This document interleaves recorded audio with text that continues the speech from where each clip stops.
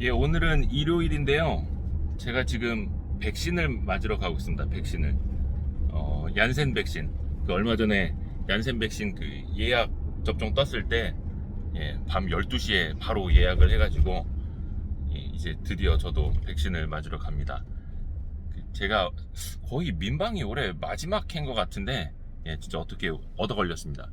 그리고 오늘은 운전은, 예, 제가 오늘 차 이제 뒷자리에 앉아 있는데, 제 차의 이제 뒷자리에 앉는 거는 거의 뭐 1년에 한 번 있을까 말까 한 일입니다.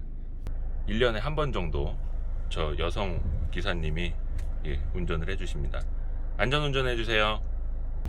저는 주사를 맞으러 스타필드로 갑니다. 예. 요즘에는 스타필드에서도 주사를 놔줍니다. 예. 스타필드 안에도 병원이 있더라고요. 무슨 소아청소년과가 있더라고요. 예, 그래가지고 오늘 문 여는 데가 동네 여기밖에 없어가지고 왔습니다. 내가 참 살다 스타필드 시티에 주사를 맞으러 올 줄이야. 그것도 코로나19 백신 접종을. 참 아직은 이른 시간이어서 그런지 별로 사람이 없어요. 일요일이긴 한데 그래도 요즘에 좀 쇼핑몰에 쇼핑하러 나오는 사람들은 많이 있는 것 같은데, 그렇죠?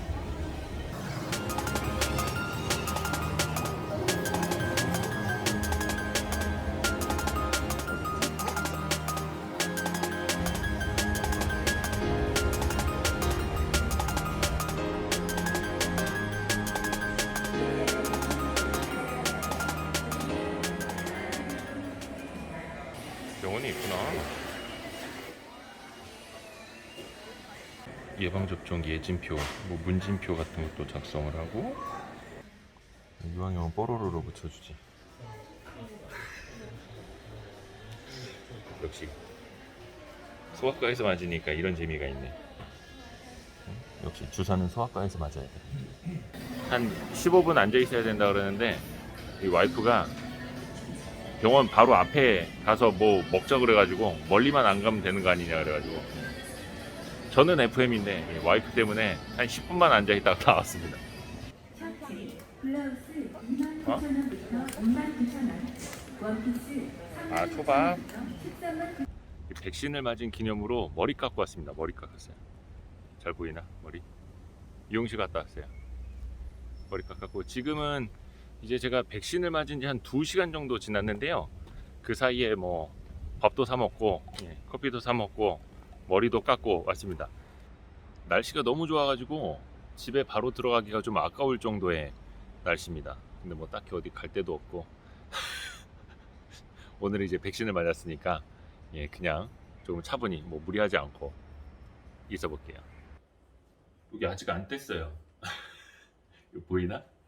지금 저녁 한 6시 반 정도 됐고요. 지금 주사를 맞은 지 7시간 정도 됐는데 뭐 아무 느낌이 없습니다. 뭐 열도 안 나고, 뭐 미열도 없고 아무것도 안 나요. 예, 그래서 지금 뭐 한 7시간 동안은, 예, 평소랑 다를 게 하나도 없습니다. 뭐 이렇게 아픈 것도 이제는 거의 느낌도 없고, 그냥 다른 주사랑 비슷한 주사를 맞았을 때, 예, 다른 주사 같은 거 맞았을 때랑 아무런, 예, 느낌이 없어요. 지금은 밤 12시 정도 된 시간입니다. 그러니까 제가 얀센 백신을 맞은 지 거의 12시간이 넘었는데요. 뭐 아직까지는, 예, 뭐 열이 하나도 안 나요. 예, 뭐 미열도 없고요. 그냥 평소랑 아주 똑같은 상황입니다. 혹시 몰라서 이거 뭐 타이레놀을 좀 사놓기는 했는데, 예, 이러다가 이거 뭐 박스, 예, 껍데기도 안 까고 그냥 지나갈 것 같습니다. 뭐 아직까지는 뭐 별 변화가 없어서 일단은 자고 일어나서 한번 더 상태를 체크해 볼게요. 머리야. 어, 열이 하나도 안 나요. 열이 하나도 안 납니다. 지금 제가 얀센 백신을 맞은 지 24시간이 지났는데요. 신기하게 뭐 아무런 증상이 없습니다.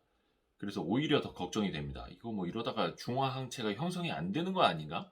분명히 내 몸에 뭐 바이러스 벡터 방식으로 이제 얀센 백신이 들어왔는데 내 몸이 뭔가 좀 이렇게 싸워 이기려는 이제 반응이 일어나야 되는데, 왜 아무 반응이 없지? 뭐 열도 안 나고요, 두통도 없고요, 근육통도 없고요.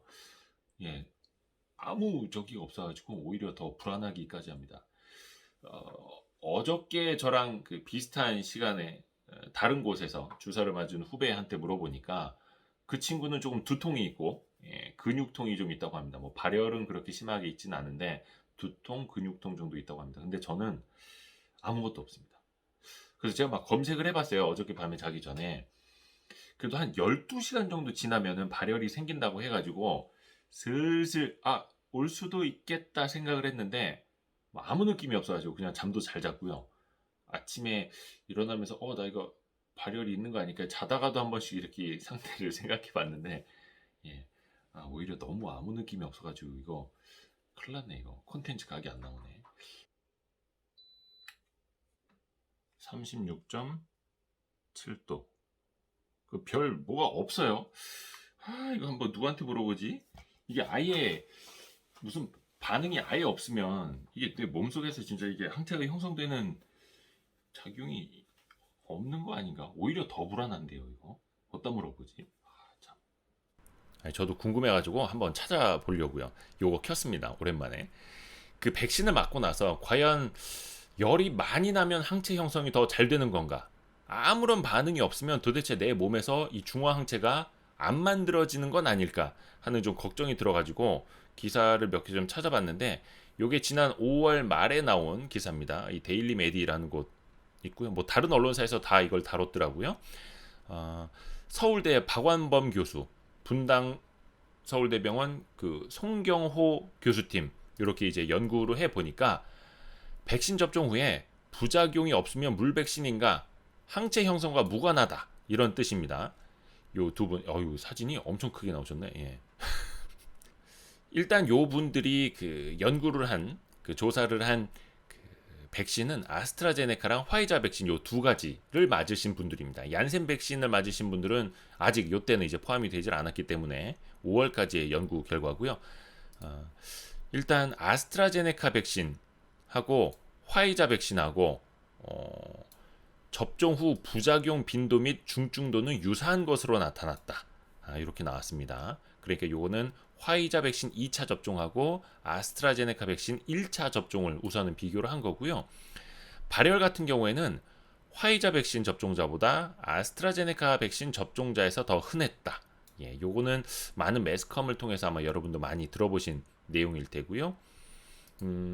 가장 흔한 부작용 국소 통증 93%. 이거는 뭐 맞은 부위 조금 아프다라는 거는 누구나 다 있는 거예요. 저도 좀 아파요. 이건 뭐 욱신욱신 거리는 거는 당연히 있는 거고 주사를 맞았으니까요. 그리고 피로감.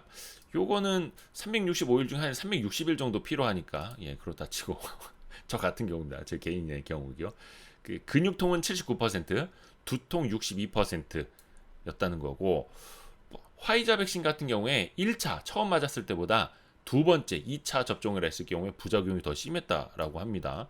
1차 같은 경우는 이제 아스트라제네카 같은 경우는 1차 처음으로 맞았을 때 부작용이 더 심한 걸로 많이 알려져 있는데 화이자 백신은 그거랑 반대로 두 번째 맞았을 때 부작용이 더 심했다라는 겁니다. 그래서 이제 많은 사람들이 화이자 백신이 아스트라제네카보다 더 좋은 거 아니냐 이렇게 말하시는 분들도 있는데 그거는 1차 접종만 놓고 봤을 때 사람들이 아스트라제네카의 부작용이 더 심한 것 아니냐 이렇게 알고 있는 거랑 맥을 같이 하는 것 같습니다. 그런데 요 교수님들이 조사를 해보니까 화이자 백신은 두 번째 맞았을 때 부작용이 더 심했다 이렇게 이야기를 해주고 있네요. 자, 중요한 거, 제일 중요한 거 이거죠. 두 백신 모두, 그러니까 아스트라, 화이자 모두 국소 또는 전신 부작용과 항체 형성은 뚜렷한 연관성이 없는 것을 확인했다.